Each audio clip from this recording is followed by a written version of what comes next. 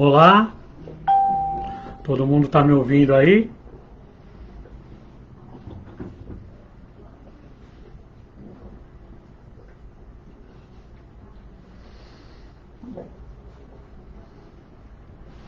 Vamos começar então.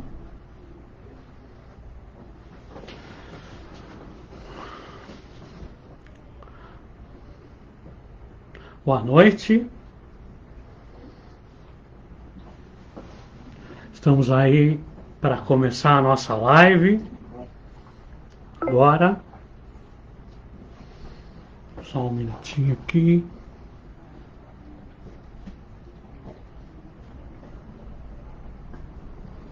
Conseguiu entrar, mano?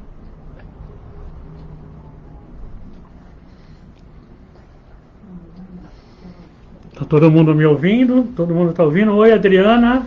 Boa noite. A Mari Oliver. Não sei se no Insta entrou no Insta aí? Não consegui entrar ainda. Entrou no Insta parece que tá rolando aí. Deixa eu ver. Vamos começar então? Já estamos bem na hora. Só confirmar se no Insta entrou, a gente já começa.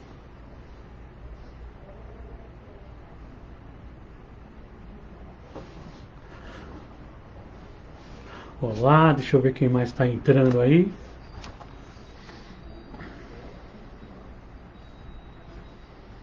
Quero dizer que sejam todos bem-vindos. Quero agradecer imensamente ao convite do pessoal do Cefa, o Luiz Fernando, que sempre me chama, o Carlos lá, o pessoal lá do Cefa que sempre me recebe com um carinho muito grande. Quero agradecer pela oportunidade aí. Que possamos então, todos nós nessa noite, sentir a presença de Jesus, que sempre está conosco, que sempre nos inspira a todo momento. Que nós possamos sentir sua presença e trazer para essa noite muita reflexão, né? Muitos pensamentos, muito material que a gente possa levar para a nossa prática de cada dia.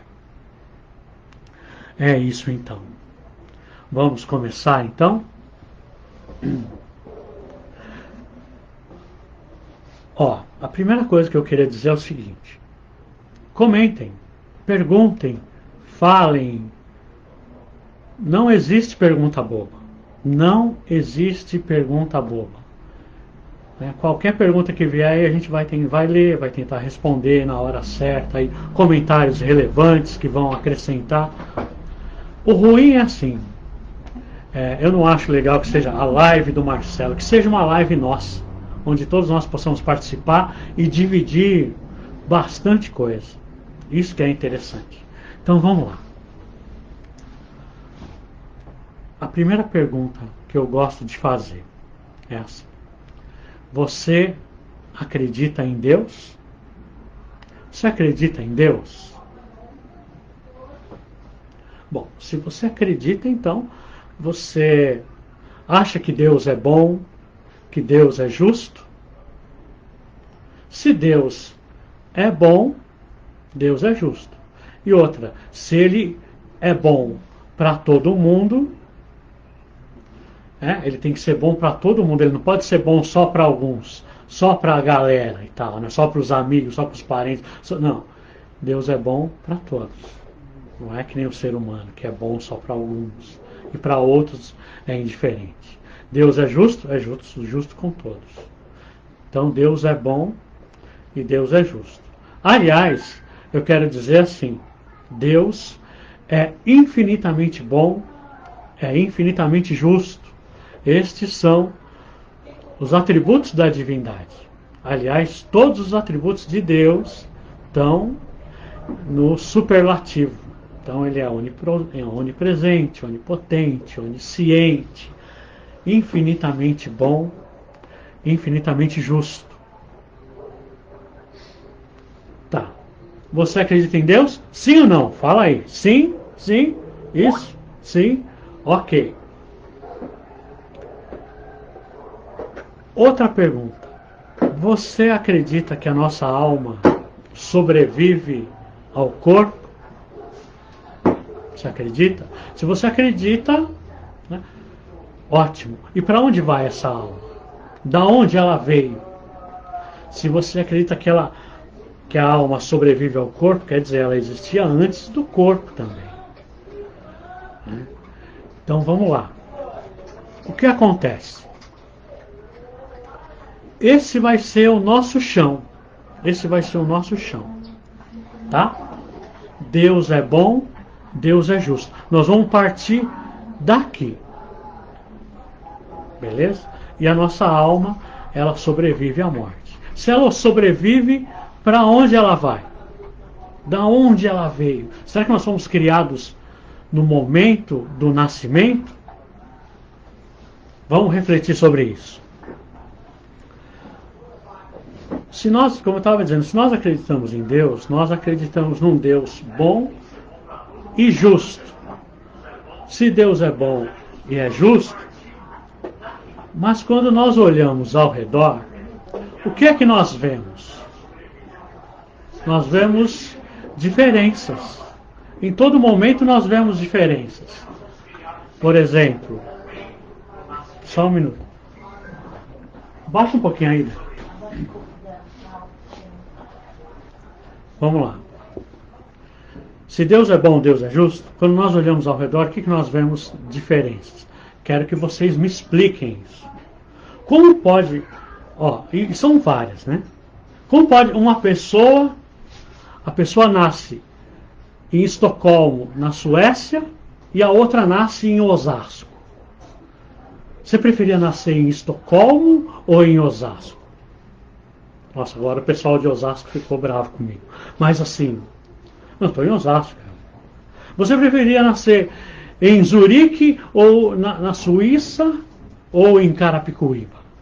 Agora o pessoal de Caracas ficou bravo comigo. Mas vamos ver. Vamos mudar um pouco. Você gostaria de nascer em Carapicuíba ou em Luanda, em Angola? Agora melhorou.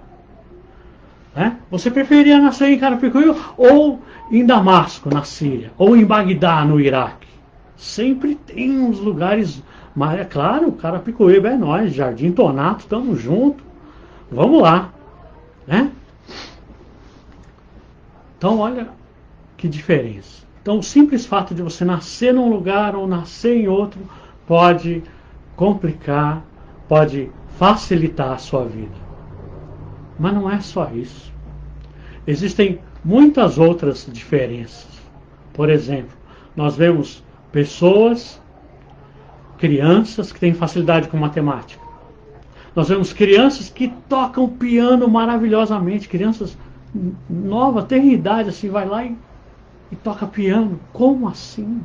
E eu não sei tocar nem campainha. Como que fica isso? Como explicar isso? Vamos lá, então.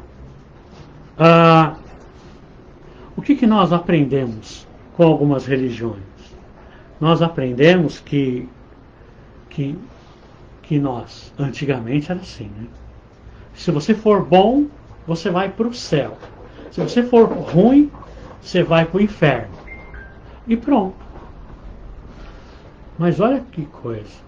Isso era como ter uma pena de morte para todos os crimes. O cara é bom pra caramba, vai pro céu. O cara, ele é mais ou menos, ele é bonzinho, vai pro céu. O cara é o demônio, vai pro inferno.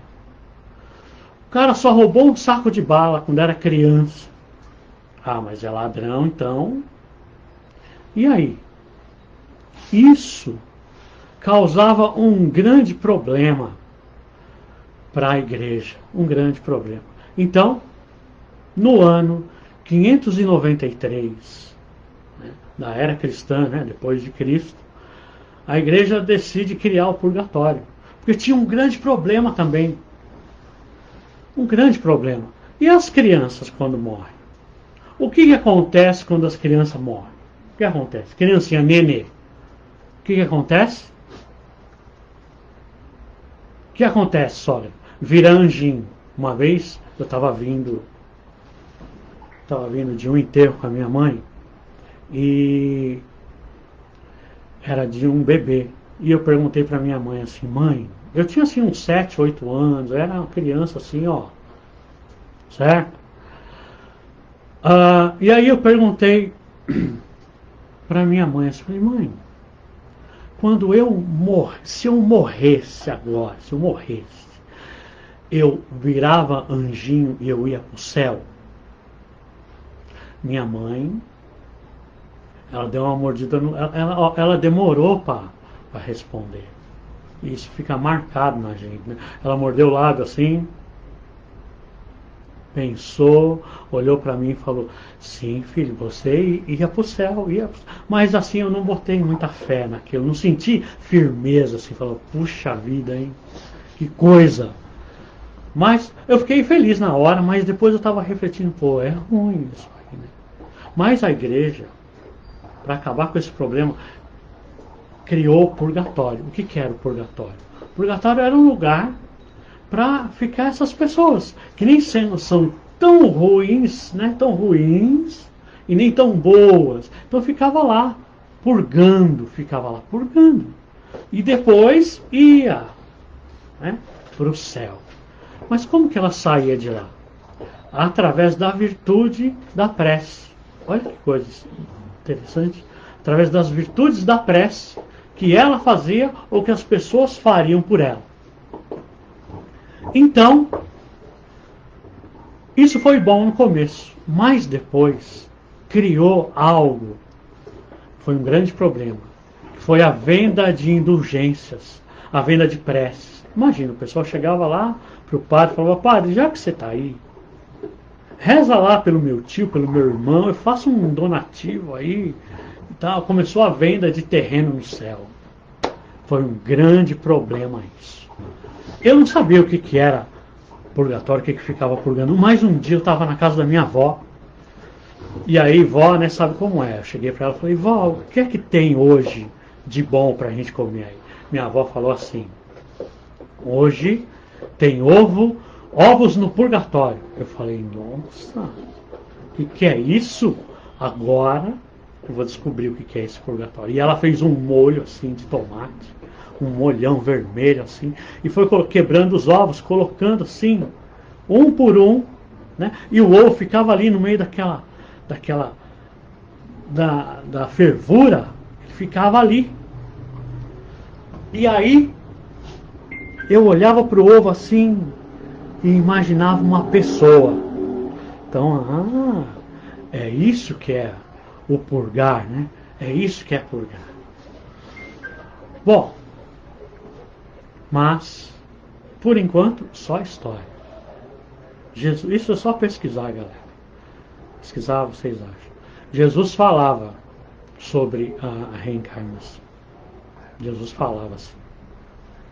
Em várias passagens, Jesus falava. Se algumas ele deixou claro, em outras ele deixou assim, de uma maneira, deixou assim entrever, deixou uma pista ali.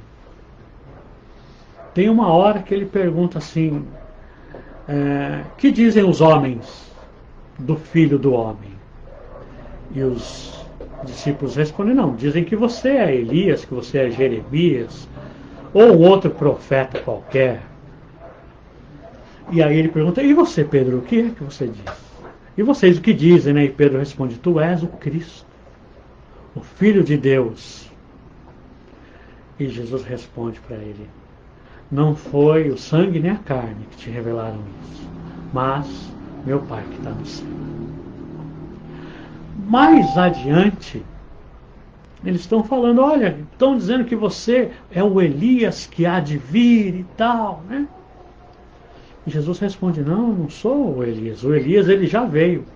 E os homens o trataram como lhes aprouveram, como eles quiseram. Trataram como quiseram. Bem, e está lá no final, né? E eles entenderam que Jesus falava de João Batista. João Batista era a reencarnação de Elias. Quem foi Elias? Vamos abrir um parênteses aí. Elias, ele foi um profeta do povo judeu. Foi um profeta. E olha que interessante. Teve um momento onde aconteceu uma revolta ali com o povo. E o que aconteceu? Rolou tipo um desafio. Se fosse hoje em dia chamar de desafio, né? Estava tendo um bolinho podre que estava se revoltando porque eles queriam acreditar em outros deuses.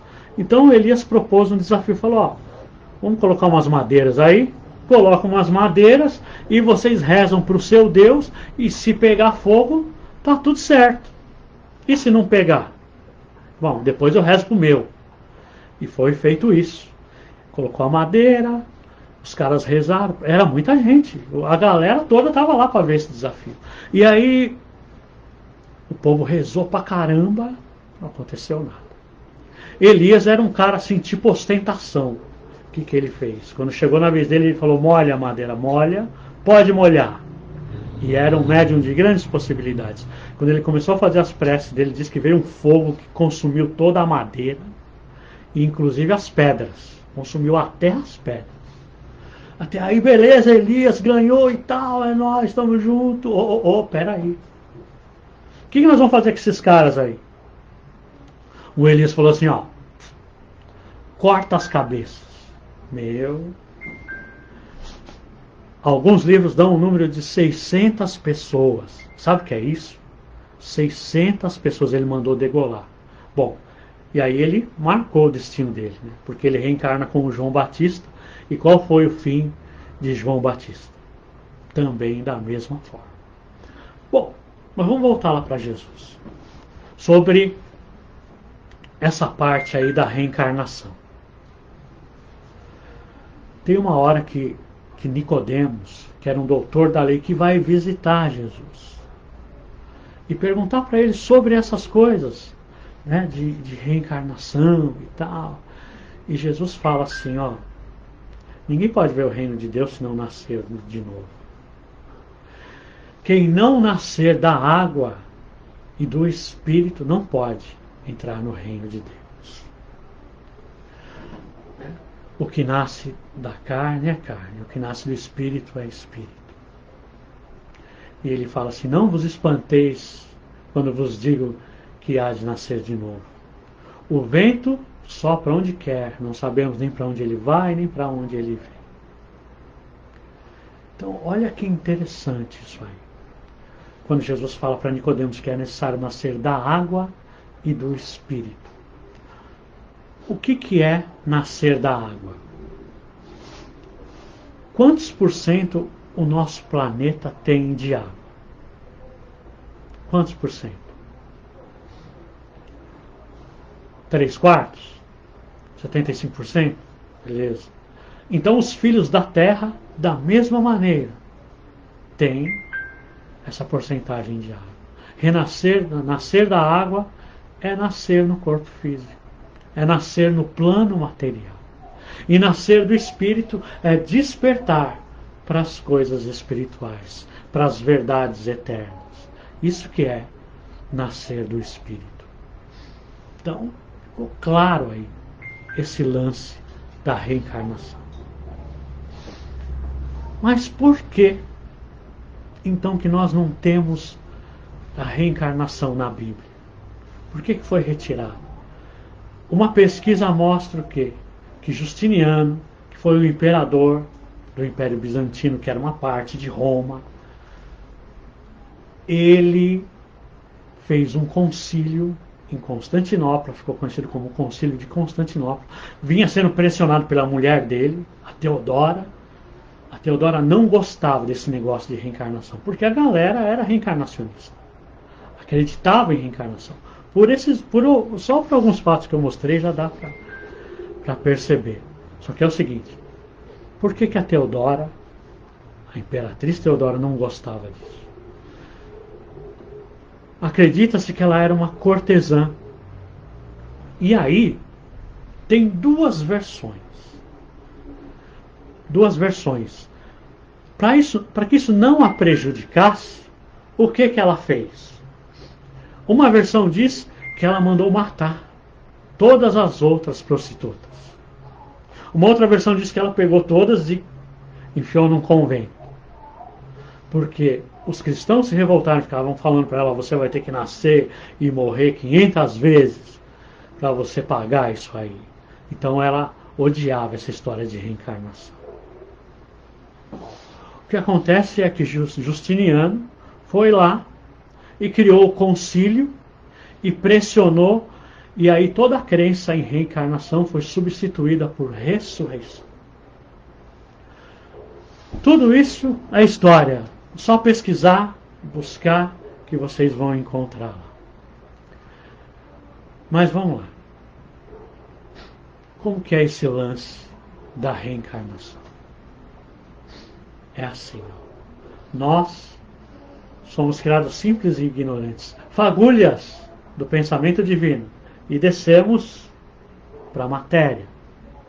E ali nós estagiamos no reino mineral, vegetal, animal, hominal, e depois vamos para a espiritualidade, e nos diversos graus lá na espiritualidade. Tem uma frase do Leon Denis que diz assim, né? O homem, a alma dorme no mineral, sonha no vegetal, agita-se no animal e desperta no homem. Representa toda essa passagem aí do espírito até chegar no reino hominal. E qual que é o objetivo da reencarnação? Bom, Jesus já falava, olha, sede perfeitos, como perfeito é o vosso Pai. Então, o nosso objetivo aqui é evoluir. Evoluir. Aprimorar os sentimentos, aprimorar o nosso intelecto. Esse é o grande objetivo da vida, não é ser feliz, é evoluir. Leon Denis foi contemporâneo de Kardec.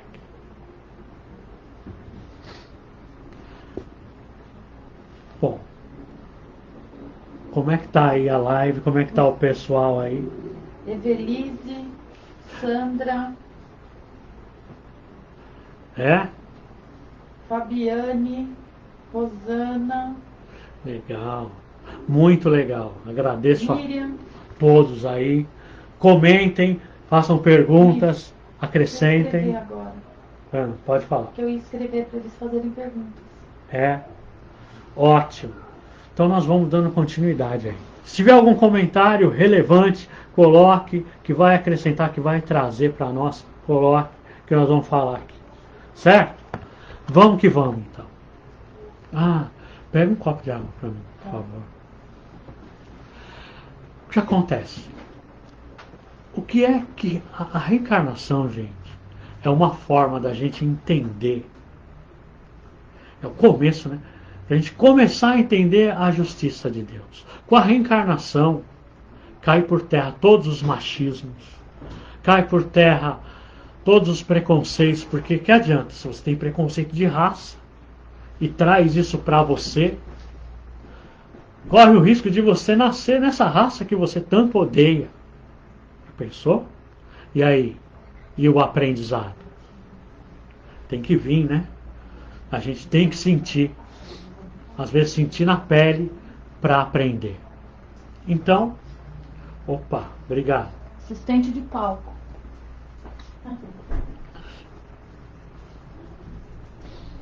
Nossa, estava para molhar o verbo aqui. É assim. Um dos grandes mecanismos que regulam a nossa reencarnação chama-se lei de ação e reação.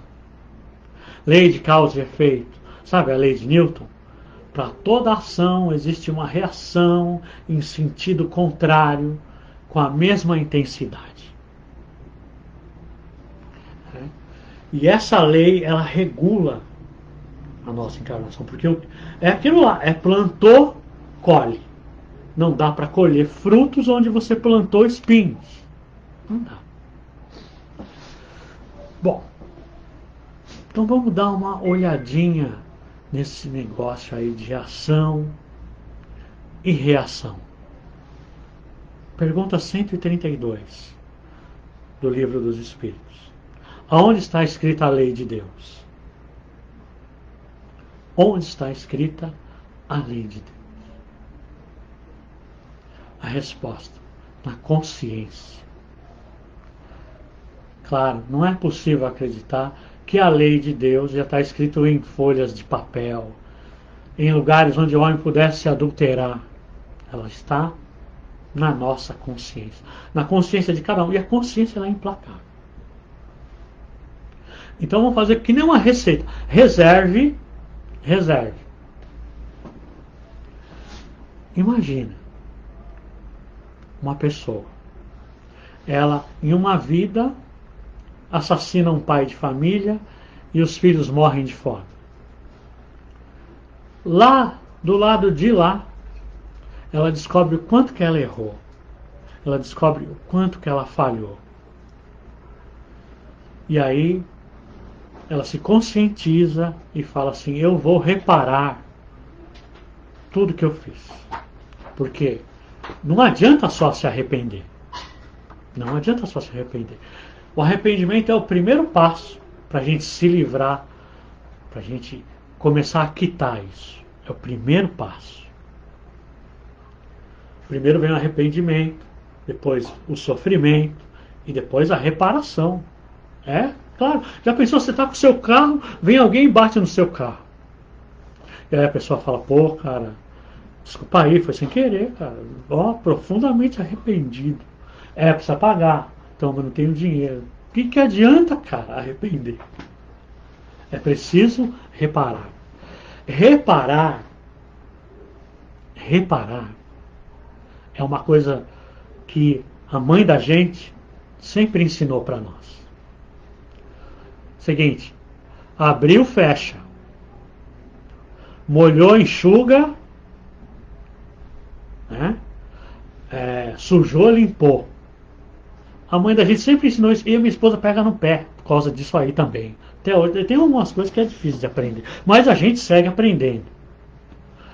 A lei da reparação é essa daí.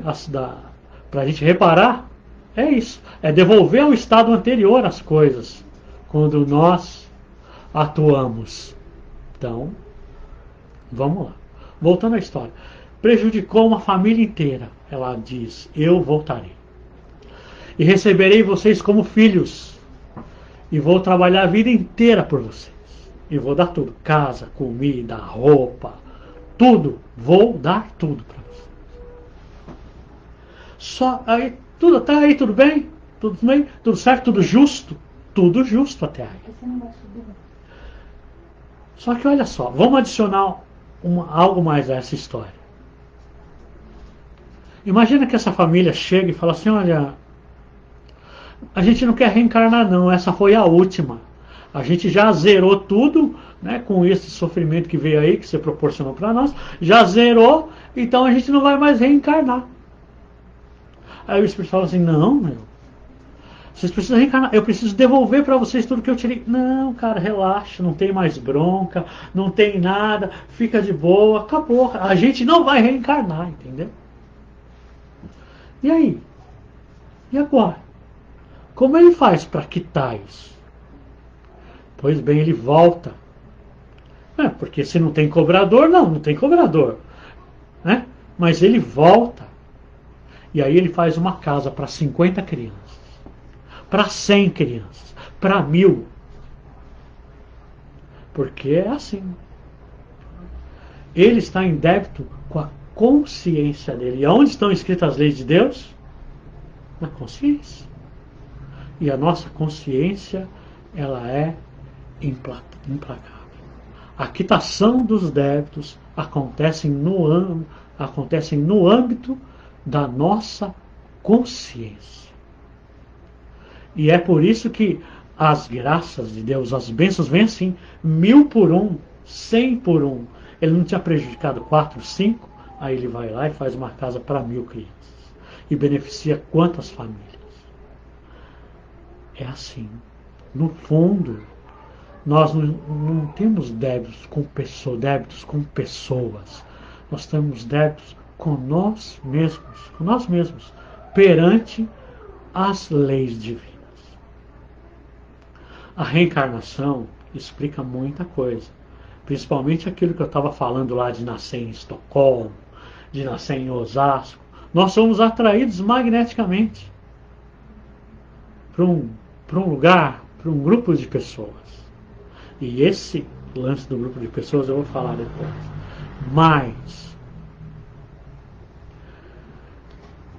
Mas o que acontece? Quando a gente vem para cá, a gente tem uma história para seguir. A gente tem a maior parte das coisas que acontecem conosco, se não forem graves, estão relacionadas à nossa própria vida mesmo, aqui mesmo. Ah, eu não consigo emprego que eu não estudei. Então, devia ter estudado. Muitos dos nossos sofrimentos são causados pelo nosso comportamento aqui, nessa vida, agora. É lógico. Espera aí que temos perguntas, aí o meu staff está falando aqui no meu ponto eletrônico. A Evelise está pedindo para falar a respeito do acréscimo de misericórdia. O acréscimo de misericórdia. Evelise, muito obrigado. Evelise Dalva. Pronto, agora ela sai da live. Só porque eu falei isso, mas tudo bem. Deus é amor, né? A Débora também quer saber sobre a reencarnação compulsória. A Débora Greco. Débora Greco? É. Débora Greco, você está aí? Lindo, Débora. Bom, vamos lá. Deus é amor. Lembra de eu falar isso na outra live? Deus é amor. Sempre. Tem uma história do Humberto de Campos, onde ele narra, né, um homem que tinha que vir, é muito conhecido no meio espírita, o homem tinha que vir e perder o braço. E aí uma intensa ação no bem faz com que ele perca apenas o dedinho, qualquer um, perde um dedinho. Imagina um cara que ajuda todo mundo, dá cestas básicas, está sempre disposto. Aí ele vai e sofre um acidente e perde o dedo. Aí as pessoas falam, nossa, Deus, né? Pessoa tão boa. E ainda tem esse sofrimento, ó. Isso é acréscimo de misericórdia. Deus consegue enxergar no fundo da nossa alma o que é que nós precisamos. Se nós olhássemos para os presídios, para as pessoas que estão lá, tenho certeza que para alguns que ficaram lá uma semana já ia estar bom, para o resto da vida o cara ia ter aprendido. E para outros ficar 30 anos não ia adiantar nada. Então Deus tem esse poder. Porque o que importa para Deus não é punir. Aliás, Deus não pune. Nós temos a oportunidade. Com a reencarnação, nós percebemos que o que nós fizemos lá atrás, nós colhemos nessa. A gente colhe nessa. Então não foi Deus. Se você está numa estrada, numa rua, numa estrada, a estrada é 60 por hora, você anda 120. Você bate, se arrebenta, a culpa é de Deus. Qual a velocidade que você imprimiu ao carro? Você está fora das leis de Deus.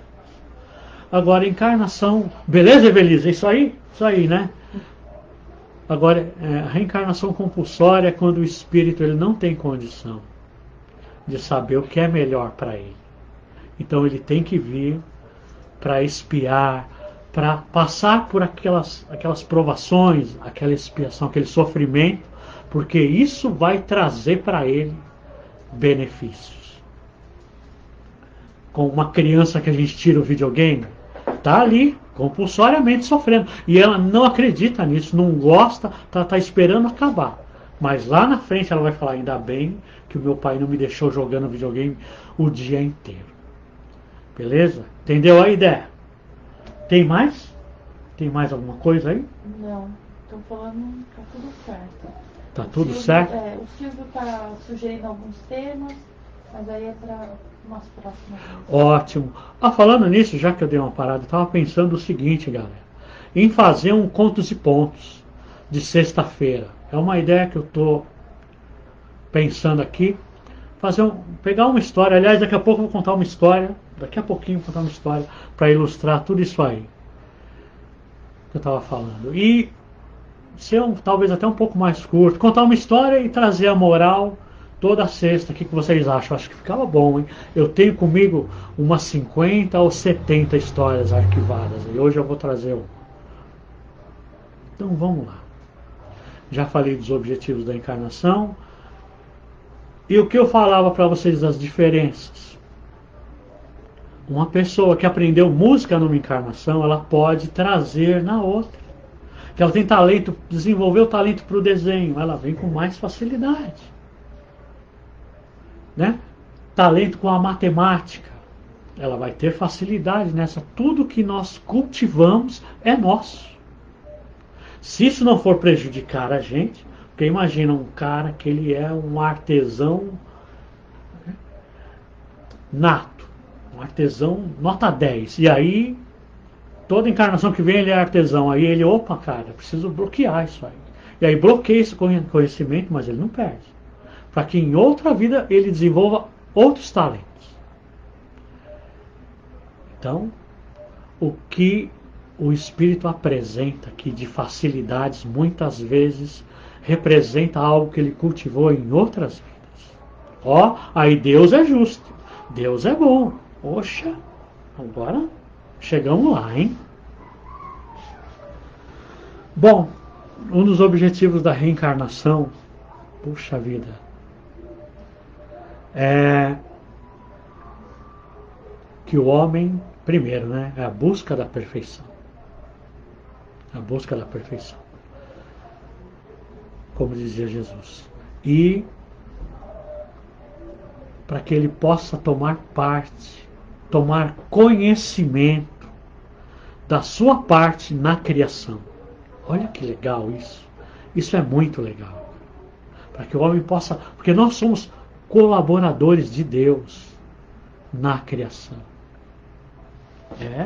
Dentro da nossa abrangência, nós somos responsáveis pela paz que nós proporcionamos, pelo ambiente que nós criamos, seja na nossa casa, no nosso trabalho, por todas as nossas contribuições. Então, nós somos co-criadores, pode colocar dessa forma. A paz que existe na nossa casa ela é reflexo da nossa mente, do nosso adiantamento. Sigamos em frente. Dúvidas, mágoas, ressentimentos? Mande aí. Bom, para ilustrar, eu queria contar uma história. Contar uma história agora para dar uma ilustrada. É assim, Era uma vez. Quando começa assim, você já sabe que a história é boa. A história é boa quando começa. Era uma vez um mendigo. Não, uma pessoa em situação de rua, que é o politicamente correto. Mas eu vou falar mendigo mesmo. Era uma vez um mendigo. E ele estava lá. Ele passava o dia inteiro. Há muito, muito tempo atrás. Eu esqueci de falar isso. É muito, muito tempo atrás. Ele estava lá. Ele passava o dia inteiro ajuntando comida. E aí, ele dormia, se preparava para o outro dia. Guardava um pouquinho que sobrava e se preparava para o outro dia. E aí o que aconteceu? Uma hora ele acordou de noite e viu um rato. O rato estava comendo a comida dele. Aí ele chegou pro rato e falou: "Ei, rato, você é o maior rato, hein, mano? Fica roubando a minha comida, cara." E o rato falou: cara, vai ver que a sua vida vai ser essa daí. Você é morador de rua, então, cara, nós estamos juntos. Eu também sou da rua, cara. E não reclama não. Quem sabe que vai ser a sua encarnação inteira você vai ser assim. Ele, não é não, cara. Eu ralo pra caramba. Eu vou sair dessa. E o rato falou: olha, se for isso aí mesmo, nem adianta você se matar. Mas como é que eu vou saber? O rato falou, vai lá e pergunta pro Buda, cara. Pergunta pro Buda. E aí, ele então saiu na jornada. O Buda, gente, vou falar pra você, morava lá na Zona Leste. Lá na Zona Lost, tá ligado? Só que não tinha o trenzão, o fepazão pra ele ir lá. Não tinha. Tinha que ir na pernada. Então, ele começou a jornada dele, porque ele queria saber se realmente ele ia ser a vida inteira morador de rua, se era o karma dele. E aí ele começou a jornada dele, andou pra caramba o dia inteiro. Quando já estava anoitecendo, ele parou numa casa. Uma casa assim, legal mesmo, tipo mansão, sabe? Os caras de grana mesmo. Bateu lá e o dono da casa pôs ele pra dentro e falou, nossa, cara, viajando essa hora? Então, tô viajando aí. Pôs ele lá, ofereceu alimento, ele dormiu lá. No outro dia de manhã, preparou uma mochila para ele, com comes e bebes e tal, e falou, onde você vai? Ele falou, tô indo lá no Buda. Tô indo lá no Buda. Pra quê? É que eu vou fazer uma pergunta para ele. E o dono da casa falou assim, ó, já que você tá indo lá no Buda, faz uma pergunta lá para ele, uma pergunta minha para ele. Pode ser? Ele falou, não, pode, claro, pode sim. Então, pergunta para ele o seguinte, eu tenho uma filha, ela tem aí os seus 27 anos, 28, não casou ainda. Sabe por quê? Porque ela é muda, ela não fala. Ela não fala. Pergunta para o Buda se é assim, o destino dela é ser muda para o resto da vida. Tá bom. E ele continuou a jornada dele. Subiu numa montanha, subiu na montanha, e aí quando ele chegou lá em cima, ele viu que tinha muitas montanhas, tinha uma cadeia de montanhas na frente dele. Ele tinha que passar por tudo aquilo. Ele falou, eu não vou conseguir, cara. Eu não vou conseguir passar por todas essas montanhas. E agora eu nunca vou chegar lá, como é que eu vou fazer? Aí ele olhou para o lado assim, ó. Tinha um velho sentado, encostado numa árvore. Mas um velho assim, tipo, mas muito velho, muito mesmo. Sabe, que eu falei na outra, o cara tinha monóculo, fez curso de datilografia. O cara era velho pra caramba mesmo. Mas muito, uma barbona assim, maior que a do Davi. O Davi é um cara que trabalha no centro lá, tem uma barbona assim, presença mesmo. Né? E o velho falou assim, o que você está olhando para mim? Ele falou, nada, estou só um problema aí. Tenho que passar aqui nessa montanha aí. E não sei como é que eu faço. E aí ele se levantou e ele falou, cara, o velho, né? O cara tinha uma barbona, os cabelos brancos assim. Falou, cara, eu tenho poderes. E puxou uma caixinha assim, dentro tinha várias pedras, tinha tipo as gemas do infinito do Thanos, esfera do dragão, o cara tinha tudo. Ele pegou uma pedra daquela, segurou na mão assim, ó, e ele começou a levitar. Pegou o João, vamos chamar, para não ficar chamando ele de mendigo, vamos falar de João. Pegou o João e falou, vamos. E foram voando e atravessaram a cadeia de montanhas e chegaram lá do outro lado. Quando ele estava chegando lá, o mago, que ele descobriu que ele era um mago, perguntou para ele assim, cara, onde você vai? Ele falou, vou lá no Buda perguntar um negócio para ele. Ô, já que você está indo lá, aí ele, eita, você não pode fazer uma pergunta para mim? Posso, qual que é a pergunta? Ele falou, é o seguinte, eu quero alcançar o Nirvana, né? Eu estou há 800 anos aqui meditando e não consigo, cara. Não consigo alcançar a plenitude. Pergunta para o Buda aí se falta muito, o que eu tenho que fazer? Tá bom, foi lá. E aí, continuou a jornada. Andou pra caramba, chegou num rio. Um rio assim, tipo o rio Amazonas. Riozão, assim, nem dava pra ver do outro lado. Ele falou, e agora que eu não sei nadar?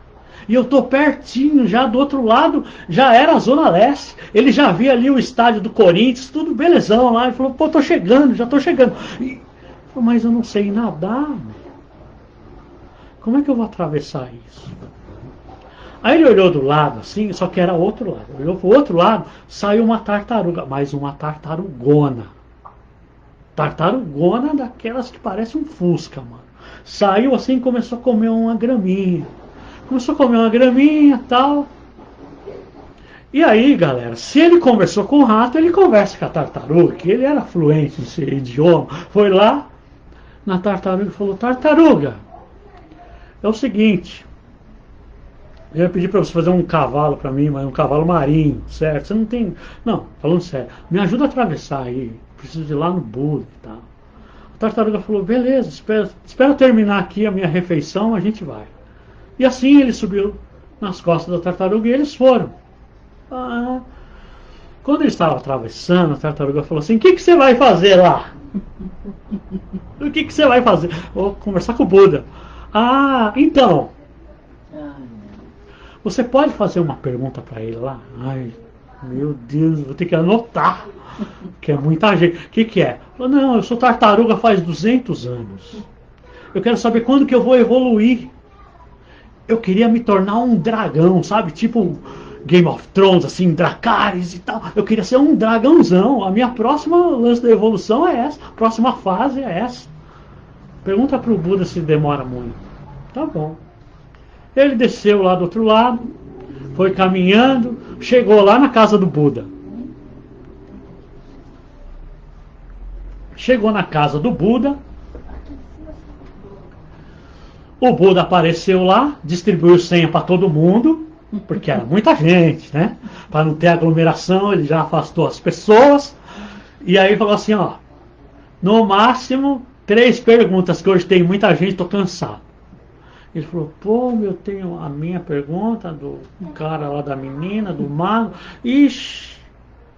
E foi chamando as pessoas. Ele falou: e agora? Qual a pergunta que eu vou fazer? De alguém eu não vou fazer, não. E ele pensou na situação dele. Pensou na situação da menina que estava 20 e poucos anos sem falar. Na situação do mago que estava 800 anos. Na situação da tartaruga. Aí ele falou: meu. Nisso o Buda chamou a senha dele, ele foi lá. Opa, e aí, Buda, beleza? Tá? O Buda falou: meu, eu sei das coisas, cara. Nem precisa me falar. Porra, como é que é então? Ele falou: ó, vou explicar pra você de trás pra frente aí, beleza? Só 3 perguntas, hein? Então vamos lá.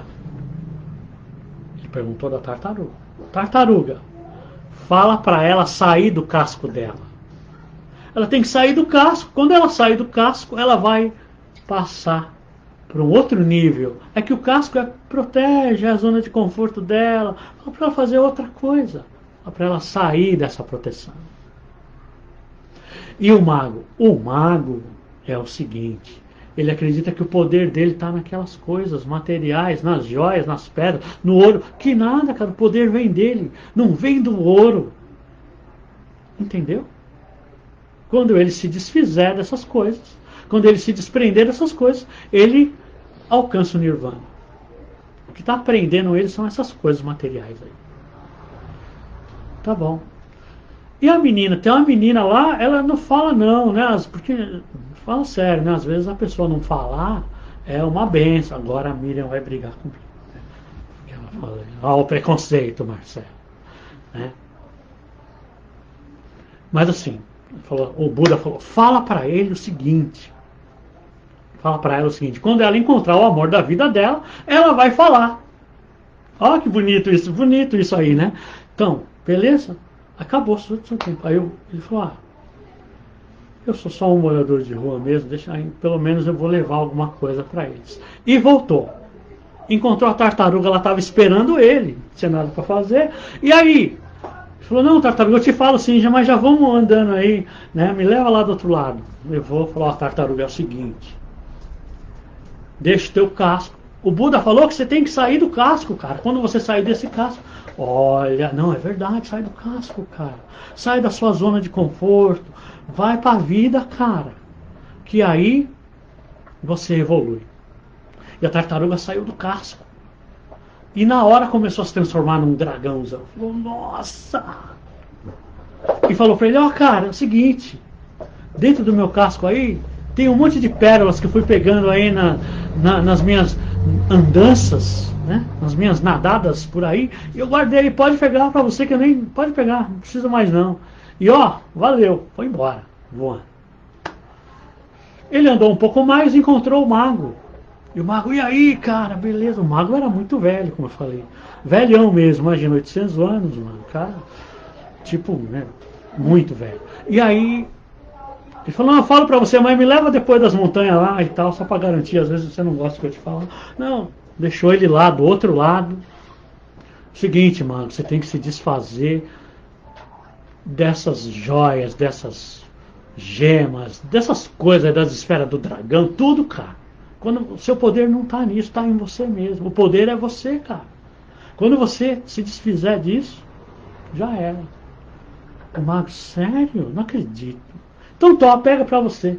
Sentiu verdade, né? Pega pra você o poder.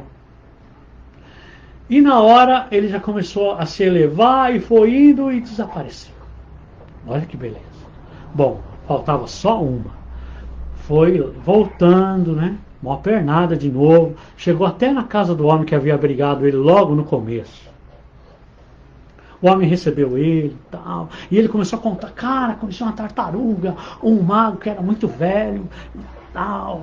Nossa, muito velho. Acho que as pessoas não cantavam nem parabéns para você. Cantava, tá na hora, tá na hora. Meu, eu sei que o mago se elevou. E falou, meu, mas e aí, cara? Nisso, desceu. A filha do cara desceu as escadas e chegou e viu ele ali sentado à mesa. E falou assim, nossa, você é aquele cara que veio aqui na semana passada e passou aqui, levou comida, tá falando do mago. O que aconteceu com você? Ó, ela já queria se adiantar. Imaginem quem era o amor da vida dela. Bom, relacionando com tudo que nós vimos aí até agora, uma das coisas que nos prende muito a essa vida, a esse planeta, são os bens materiais. Um é o nosso comodismo, começando pela tartaruga. Nós vivemos num ponto e dificilmente saímos. Quando nós decidimos sair um pouco da nossa vida, para ir para as ruas para levar, que seja um prato de comida, para ir na casa da vizinha, que teve problemas, aliás, nesse momento tão difícil. Quando a gente sai para levar alguma coisa para o outro, quando a gente sai da nossa zona de conforto, nós crescemos. Quando nós desprendemos dos bens materiais, e os bens materiais realmente é algo que nos aprisiona muito. Quando nós aprendemos a lidar com isso, nós crescemos.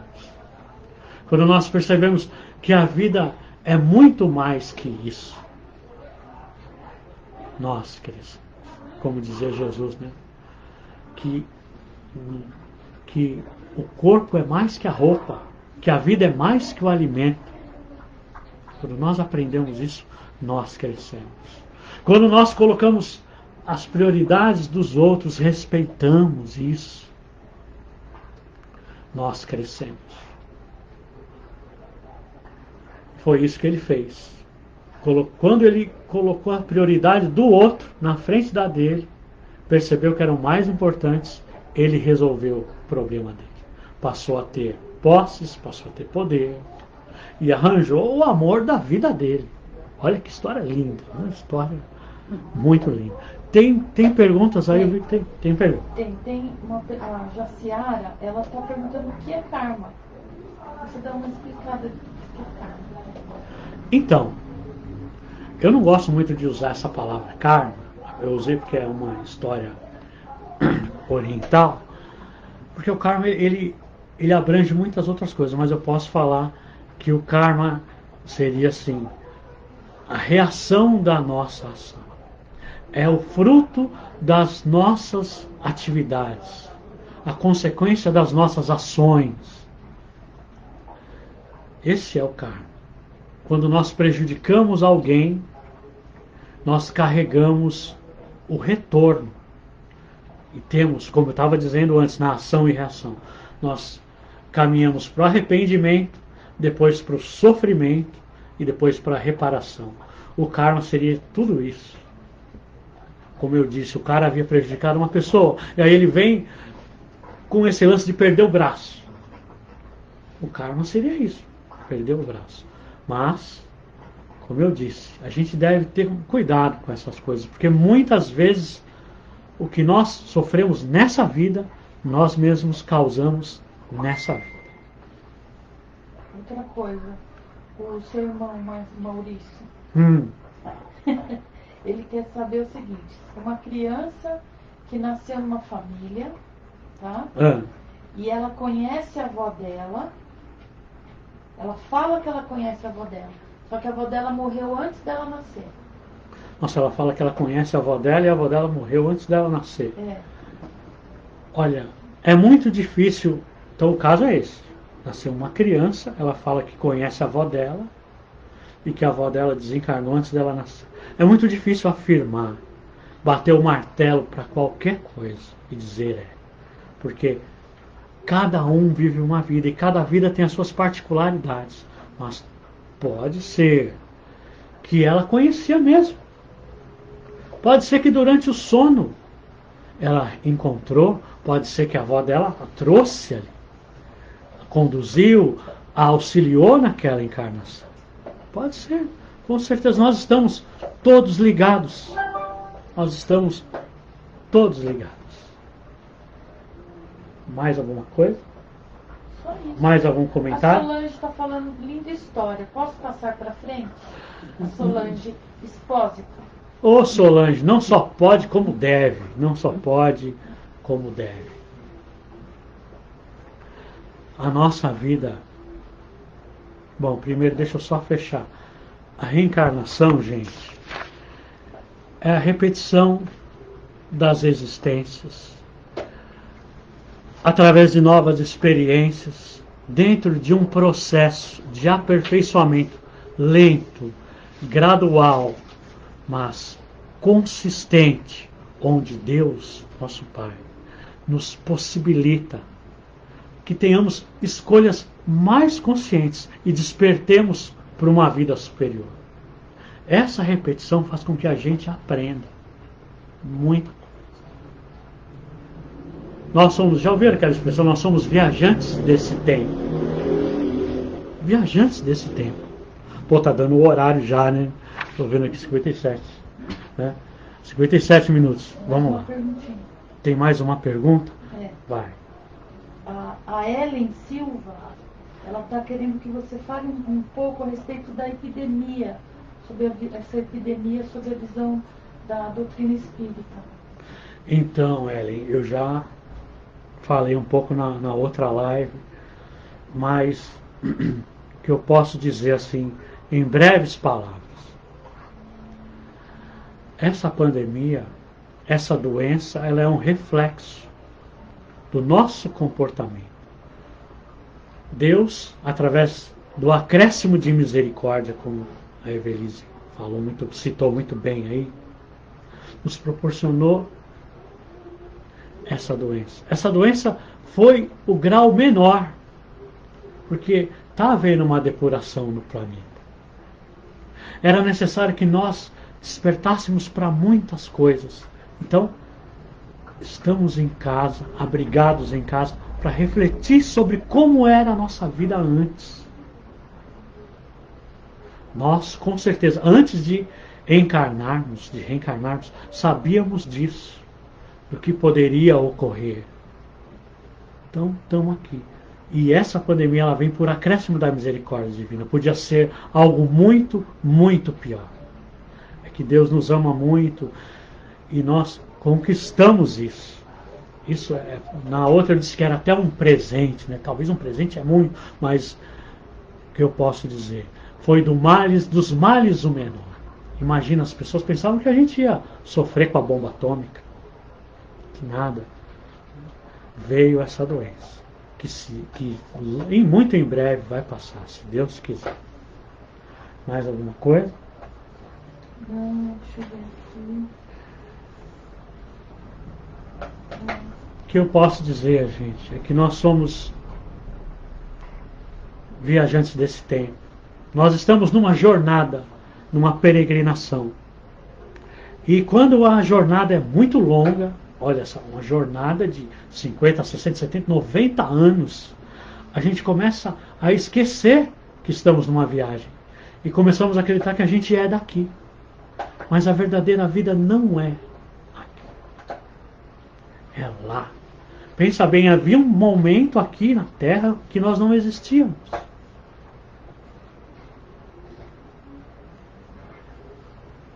E nós vamos voltar para lá. Nós viemos em grupo. Nós viemos num grupo. Um grupo grande de pais, mães, avós, amigos. A nossa família espiritual estão os amigos também, aqueles que a gente tem mais afinidade do que os consanguíneos, do que os parentes. E nós viemos para cá. Aquele que veio antes, nem sempre vai embora antes. Às vezes ele é o último a voltar. Mas uma coisa é certa, nessa viagem, a gente vai voltar.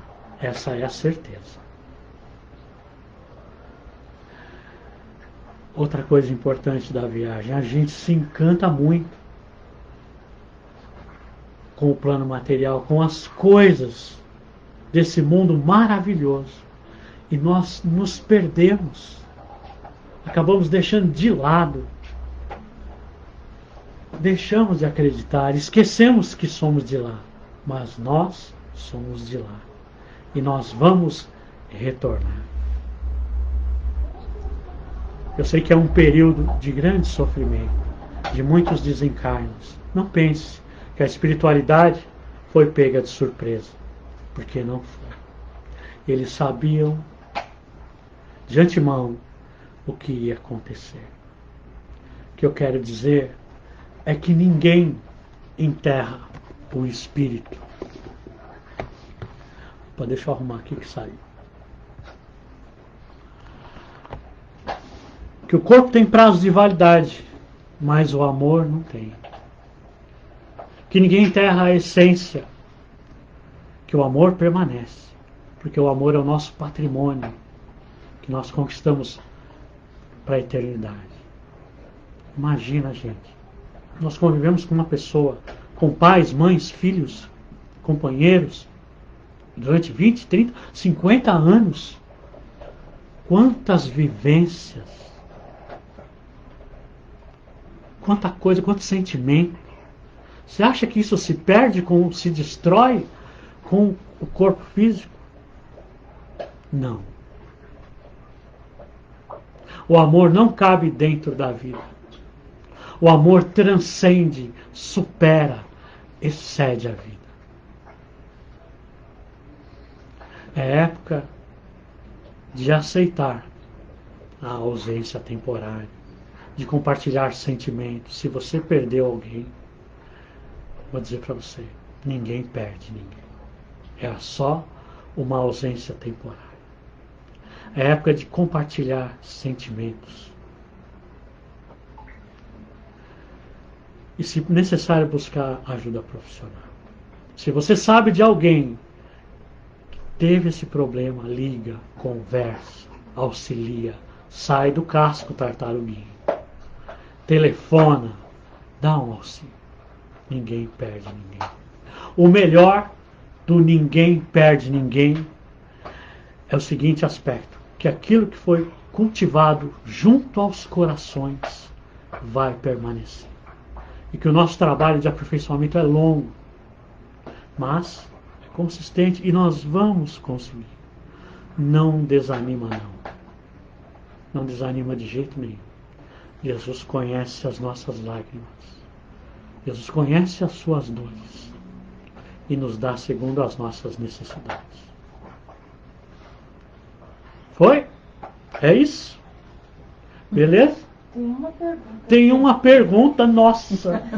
Ô Luiz, cadê o Luiz Fernando? Ó, posso ou não posso? Fala aí. Regina Capellini. Regina Capellini, obrigado pela pergunta. Pode um espírito desencarnar e encarnar rapidamente no mesmo ano do desencarne? Nossa! Como eu disse, Regina, é muito difícil para dizer qualquer coisa. É muito difícil. Tudo depende da espiritualidade. Eu não consigo dizer, sim, é isso aí. Não dá. Não dá. Mas, quando nós encarnamos, há um preparo muito grande de um grupo familiar que vem para nos receber, um grupo de pessoas que está ali, certo? E se houver necessidade, eu acho que é muito difícil, mas se houver necessidade, se houver essa possibilidade e isso for fazer bem para o espírito, eu acho que pode ser, mas não assim, hoje, amanhã. Eu acho muito raro um caso desse, mas não posso dizer que é impossível. Eu acho que é isso. É isso. Queria agradecer do fundo do coração todos vocês aí que participaram, que estão com a gente até agora, tá? Que a gente possa se ver aí em mais uma outra live. Um grande beijo, fiquem com Deus. Obrigado a todos que compareceram.